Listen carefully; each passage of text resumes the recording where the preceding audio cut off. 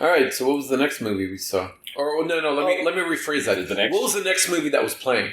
Because not all of us saw it. Well, maybe we should stop just to acknowledge that, unlike the first night at the drive-in, we met people. So we actually there was some social. Not only did we meet the guy who collects coffins, we met the people who run this joint, and I guess you might do a future episode with. Yeah, I got their card. They seem really on board for coming on the show, and I think it would be interesting to talk to somebody who's actually been awake for all these movies. Somebody who's continuously awake since 2014 when they bought the theater. So we look forward to at some point meeting with the folks who run the Mahoning Drive-In in Laheyton, Pennsylvania. Yeah, and a couple of they invited us into the projection booth, and a couple of interesting details. They're running on maybe the original projectors. Is that what they said? That's what he said. It was the original projector from 1948. Wow. Yeah. And drive-ins usually platter the movies, so they usually run on giant reels with all 4 reels spliced together.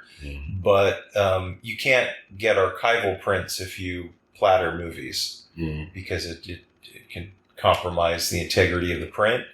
So they made a decision to convert to changeover. So they have 2 projectors in there that they are going back and forth between each reel. So it's the real deal. And of course they have also a digital projector for when they do digital stuff. And they have a live DJ in there who's playing music between the movies and that was fun. Calling the raffle and yeah. So that was kind of interesting. They'll be interesting to talk to, I'm sure. And we actually they have a few booths there, people, folks in the area selling some knickknacks and crafts and stuff like that. So we actually went to that this time. Yeah, I was and chatted with them, which was they were cool, and I picked up some stuff that's going back to the store. I picked up a Powerpuff Girls board game that looks unused. And some He-Man figurines. He-Man figurines. I got to figure out what they are because I'm not good at identifying toys because I don't usually work with toys. But well, one of them was He-Man. One of them's He-Man, obviously. Which He-Man? I'm not sure. One of them's like I don't know. He just looks kind of like a big Limp Bizkit fan from like 1998. But we'll figure it out. Anyway, they were very nice people. I had a great time wandering around in the little booths. And you found a whole bunch of VHS tapes too, right? Or books? Well, I left the VHS tape. I was like, I'm high and I'm just like grabbing VHS tapes. I'm just going to eat a hamburger and walk back to the car. Because when you guys came back, I was putting them all back because I didn't want to just leave like a giant pile for the concessions people. I was wondering why you were putting... Did you have a hamburger? I did have a hamburger. How was it? It was good. It was not bad. It was like a Roy Rogers hamburger, kind of like you get on the because the nachos, a little better than a Roy Rogers. The nachos were solid. Yeah, the food. The food's exactly what you want it to be at a drive-in. It's kind of it's been under a heat lamp for a little bit, so any kind of cheese is like all melty. And a lot of interesting condiments. And none of it is healthy. So that's very important. Right. Well, it must be kind of healthy because my blood pressure went down overnight. Oh, that's true. Or could have been the pot brownie. It could be. But yeah, let's give credit. Yeah, so if you have high blood pressure, go eat like a bunch of fried food at the... well, again, this is not really how blood pressure works. It doesn't respond to a single meal. They don't know that. I'll tell you what... Spend the next month at the drive-in, then check your blood pressure. Well, you've got multiple variables. You've got a confound there because is it the movies or is it the food or is it an interaction between the two? Mm-hmm. There's you're going to have to do a lot of testing there. So, should we talk about the third film from last night?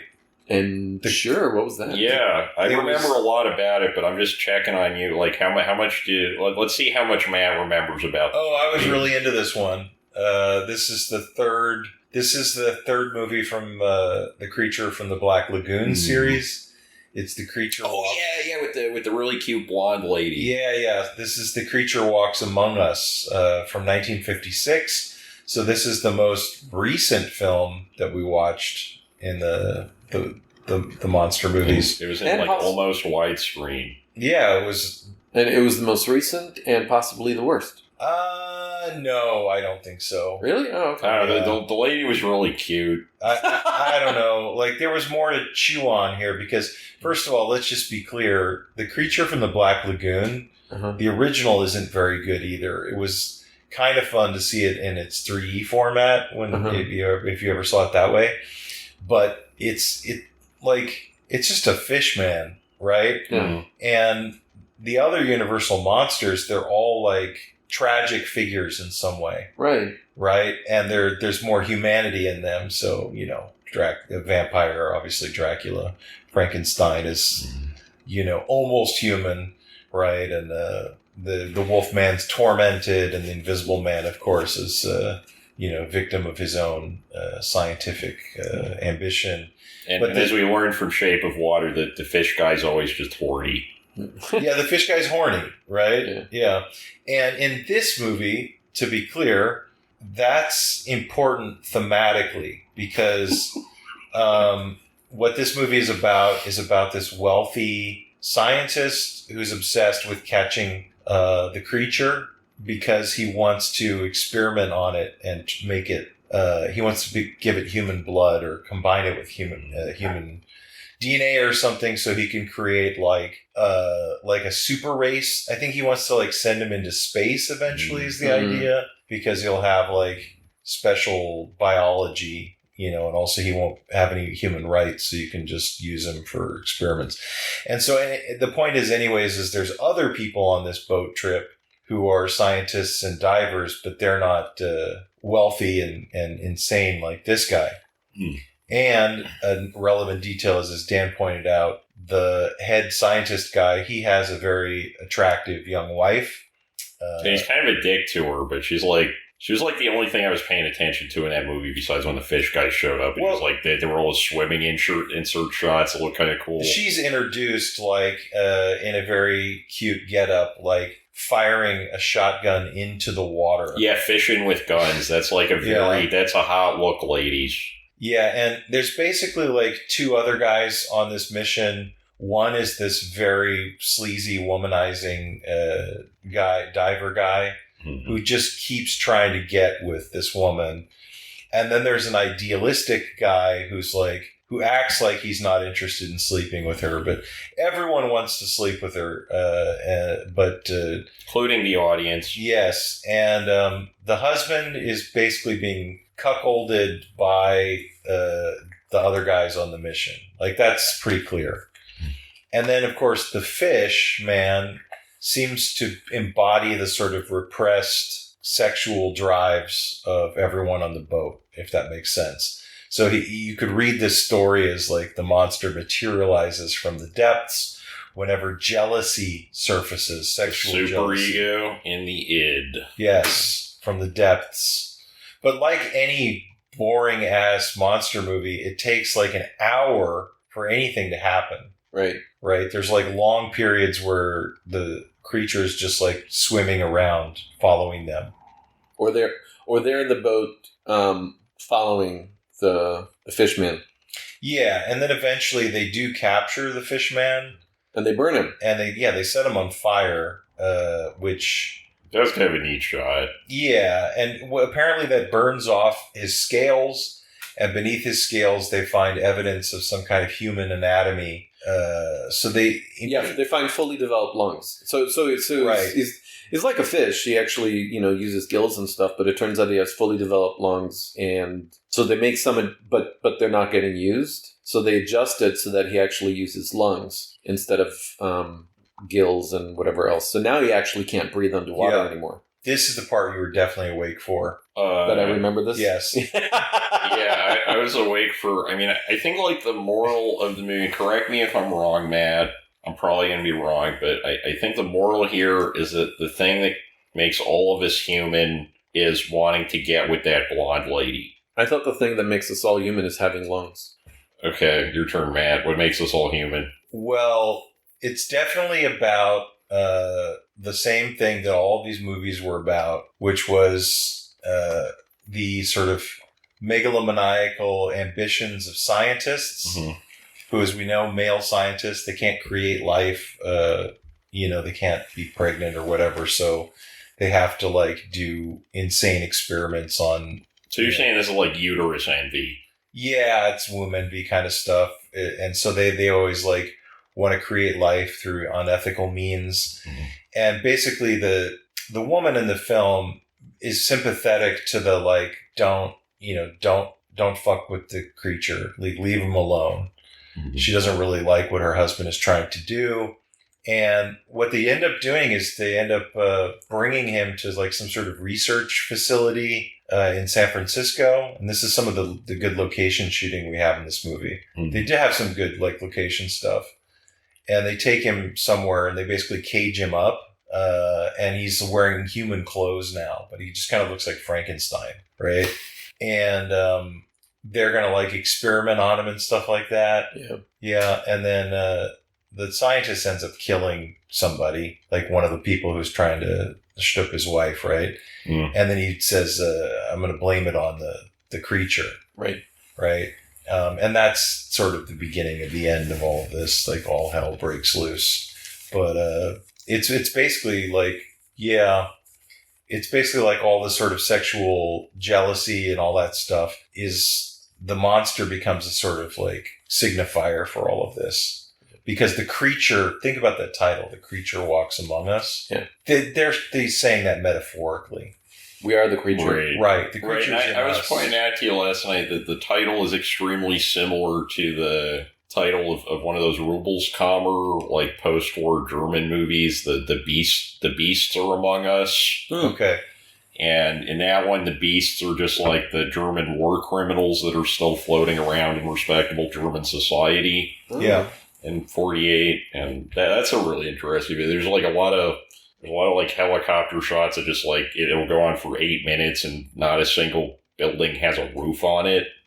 I mean, it's sort of like Germany Year Zero, a little bit like that.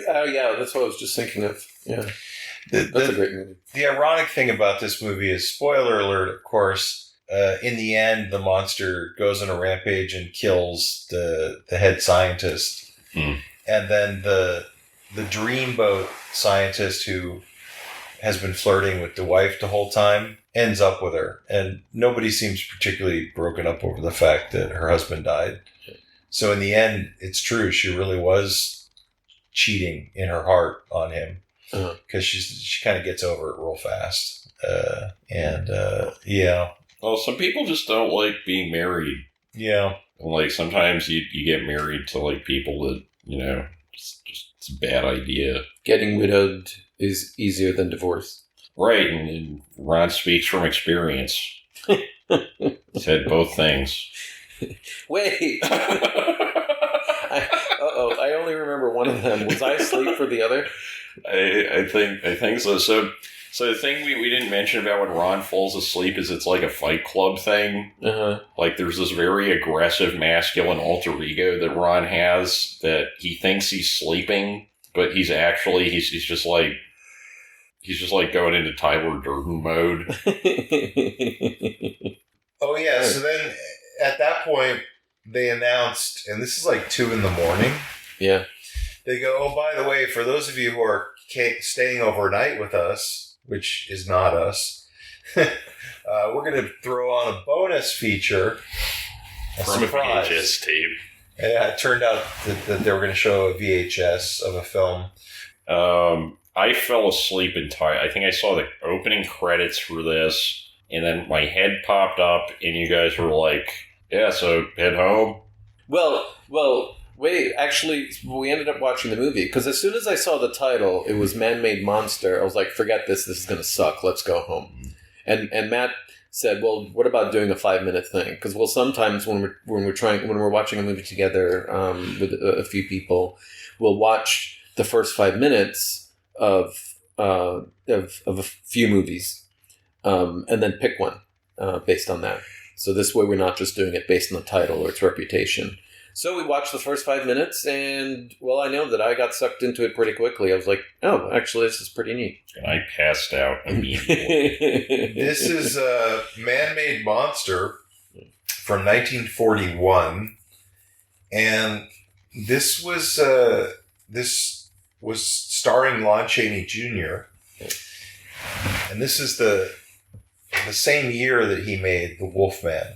Right, but I think he made this first. Right, same director as well, Mhm. same studio, of course, and I think this is the movie you said that he got his contract with Universal after they saw this, right? Right. Okay. The movie did okay, but his performance and the way they looked, and people were like, oh my god, Lon Chaney's back. And he's Lon Chaney Jr. form. Yeah, so 1941, director George Wagner, and it's got a great premise. Lon Chaney Jr. plays a carnival sideshow performer who does like a Tesla act where he has electricity going through his body and is apparently unharmed. And so the scientist is like, aha, you know that problem where electricity kills people? Mm-hmm. Well, maybe this is a guy who I could experiment on to like make people That's the only part I remember is he's going to cure getting electrocuted like it was like a disease. It's an important thing to try and conquer. And you know how you cure that is you just like good technique and safety measures when you're working with electronics. That's really the only cure.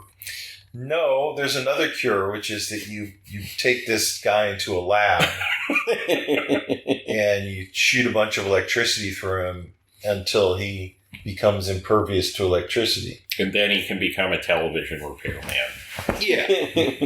So Lon Chaney Jr., and we should mention that Lon Chaney Sr., his father, of course, a famous silent actor, played a lot of carnival performers. Mm-hmm. Like probably most famously in Todd Browning's The Unknown.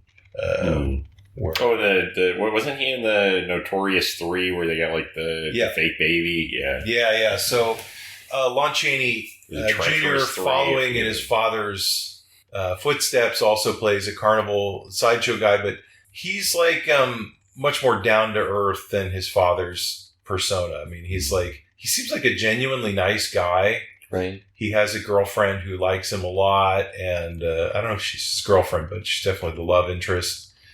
And he's got a doting little dog, and he's just generally happy guy. Yeah. And he wants to help out with science. And just quick aside, we saw Lon Chaney Jr. the previous night in Abbott and Costello. He played the Wolfman. Yeah. The Wolfman who is trying to help Costello and warn him about Dracula and Frankenstein. So he's he's a very nice guy there, very sincere. But he has his dark moments. He has his dark moments because he's also the Wolfman. Right. But he actually wants to be locked up in his room, and he tells Costello, whatever you do, whatever you hear, do not let me out. Yeah. So he's trying to protect the wolf. No safe word either. I think like every time someone's used the word science in the last half hour, I just hear like Thomas Dolby. Science! Who's Thomas Dolby? The guy who did She Blinded Me with Science. Science. Dolby. The guy who invented Dolby Digital surround sound. Oh. No, his friends nicknamed him Dolby because he was like good with synthesizing. She Blinded Me, where he's just like, that thing where at the beginning he's science! Yeah.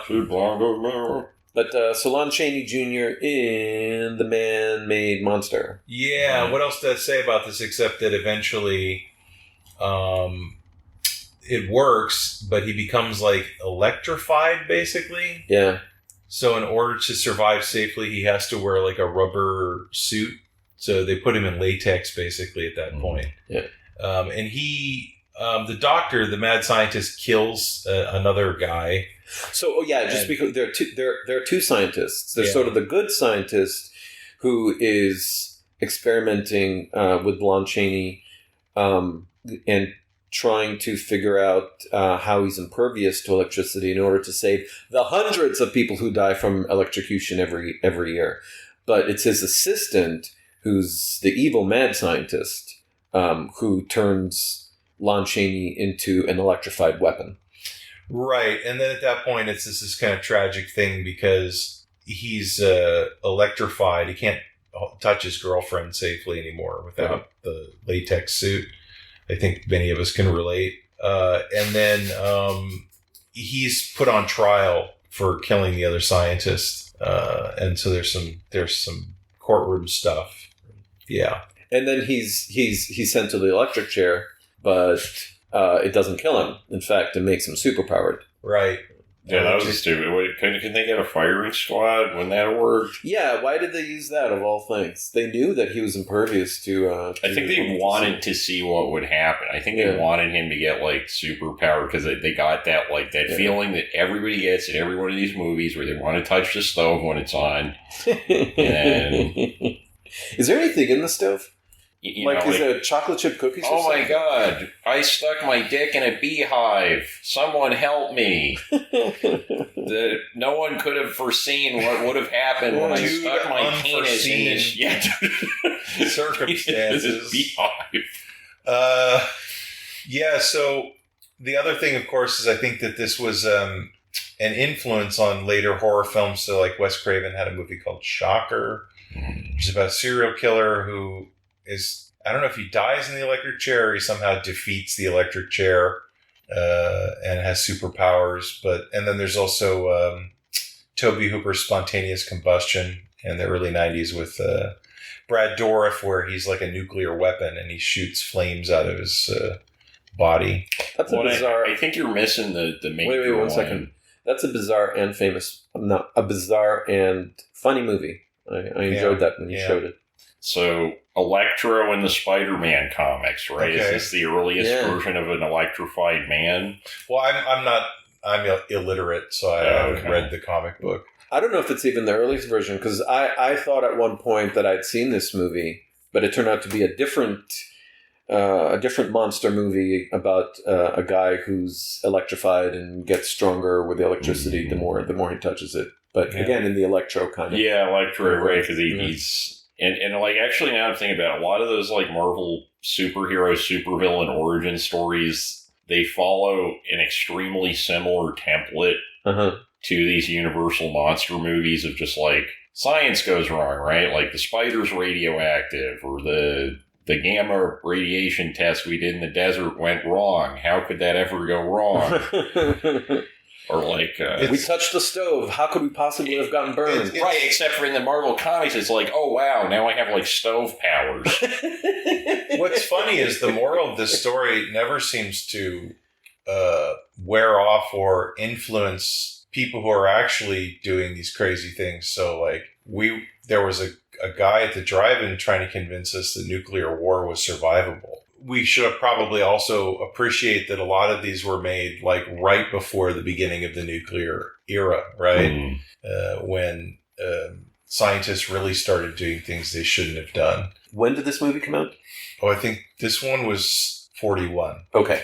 Well, and I think also like the bomb, obviously the bomb has like a huge place in history, but I think Richard Poirier was the guy who pointed this out, the literary critic.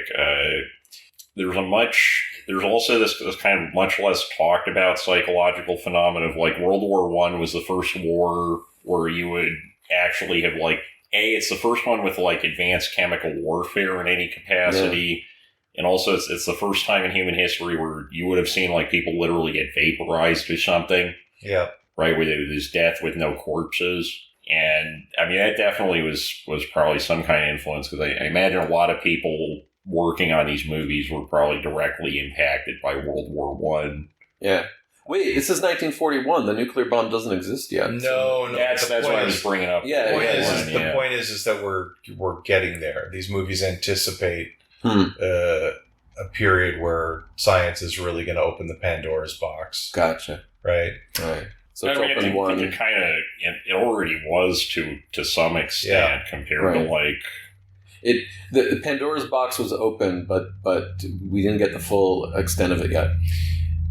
We're not really going to know what happens until Christopher Nolan's Oppenheimer movie comes out. Well, and I think with the science discourse too, like in the 19th century, there's this huge like Origin of the Species comes out, and it's like, whoa, you can do all this, you can make all these powerful arguments with science, and a lot of, like, even the Volume 1 of Das Kapital by Karl Marx, very much structurally similar to Origin of the Species. He's trying to make it sound like hard science, and there's like a million, they thought like science could be applied to literally everything, which I don't think hard science can.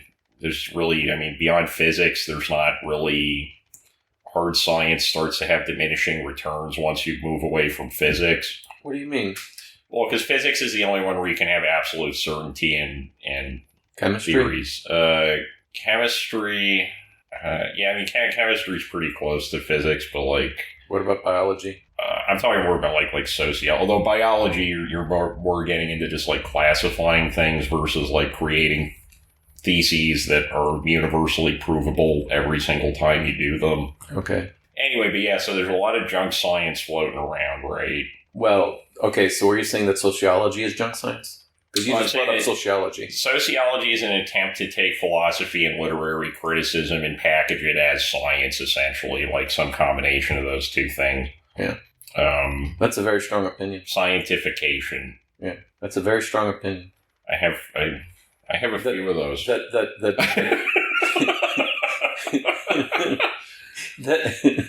That undermines many lines of thought. Well, it's all very interesting. I'm not saying there's not value to sociological thought. I'm just saying that any time that it tries to act like universally provable, immutable science kind of thing, you end up with like Charles Murray bell curve kind of shit. You don't always end up with that. That is one outcome. But for the same way, you could say, well, you know what? Physics gives us nuclear war.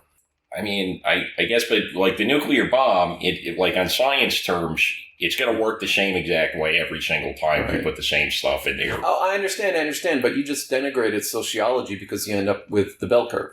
Well, I'm just saying that when they start taking themselves too seriously as like a quote-unquote hard science, because it's not a hard science, right? And if you get on that kind of power trip where you start thinking, oh, it is a hard science and I can immutably prove these kind of things, you usually end up back at something like race science. Okay. I'm not sure why that's always where that goes, but...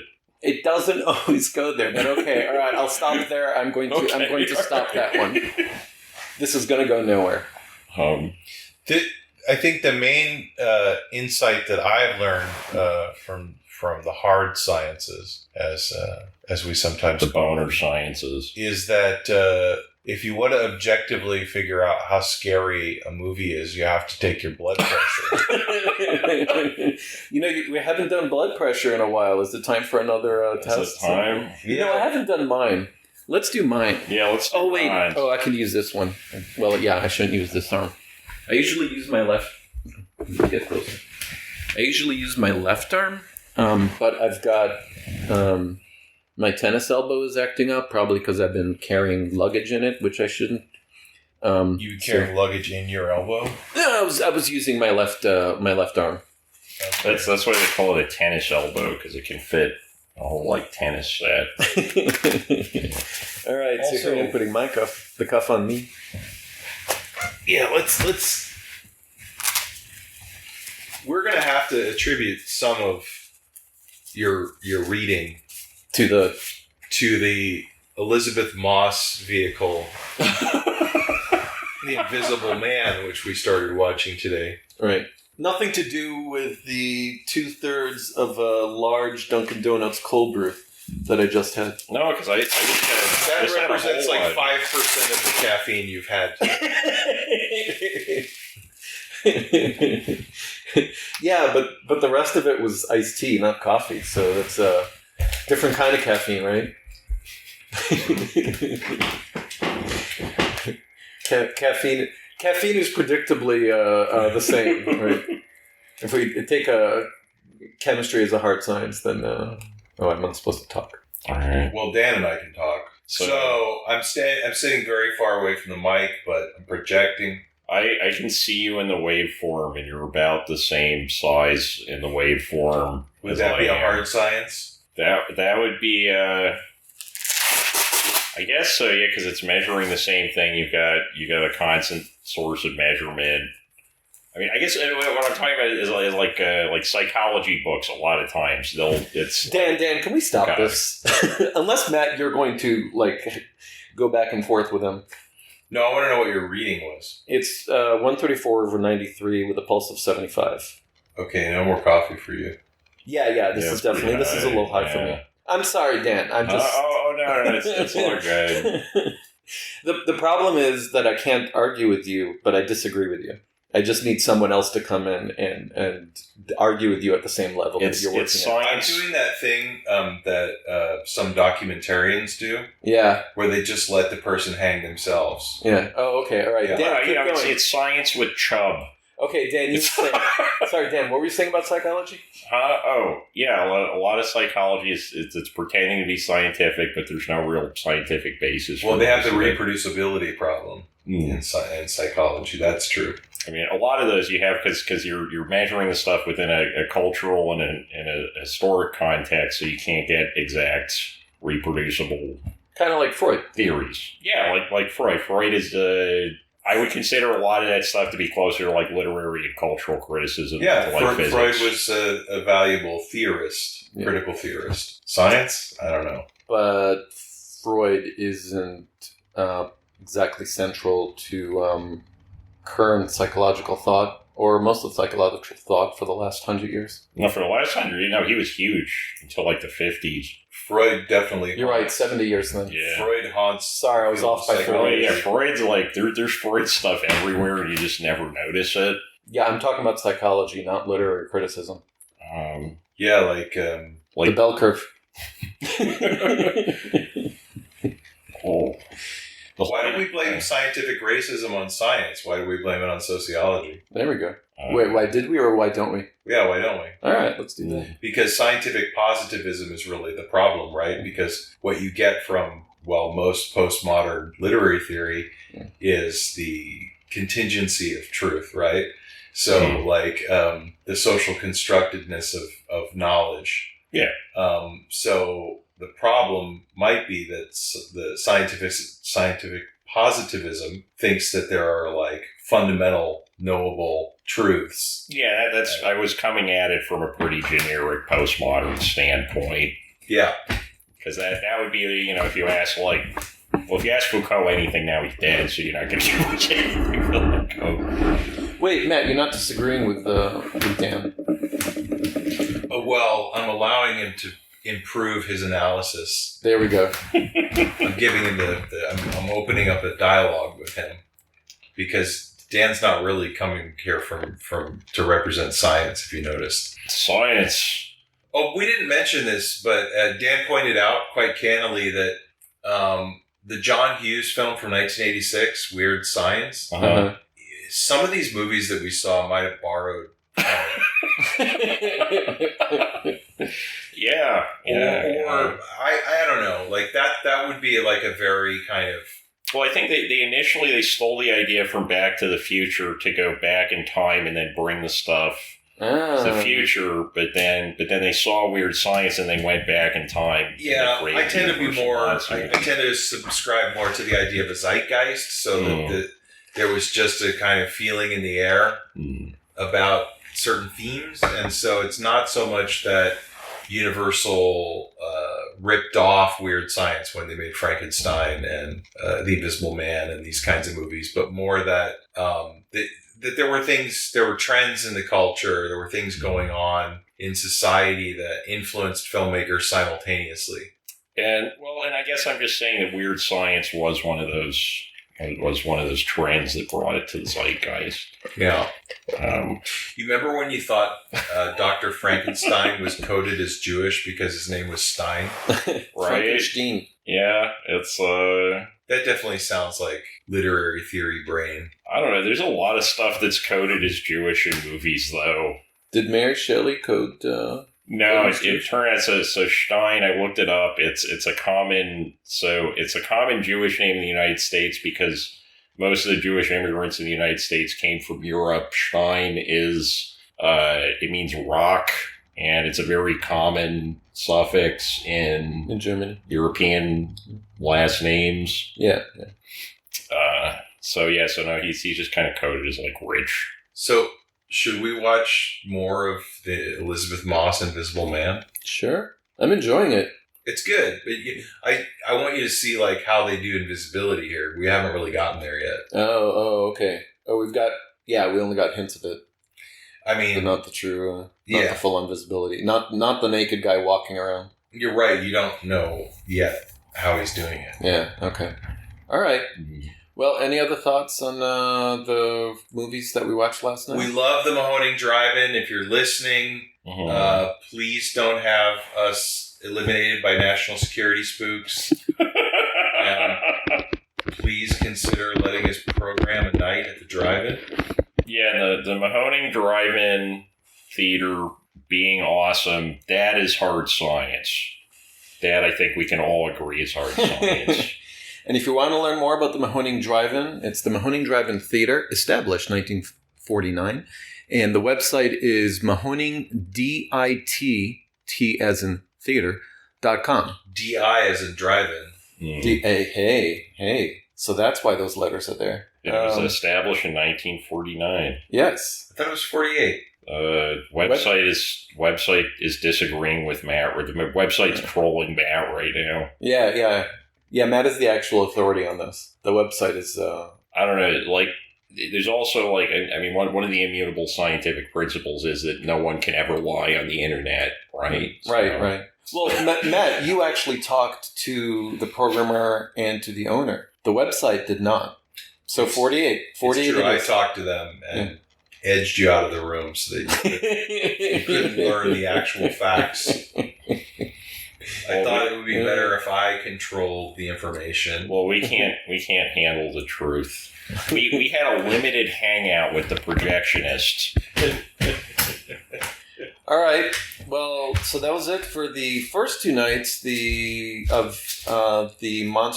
Ultimate Monster Mash at Universal Monster Mash. Oh, that makes sense because it's Universal movies.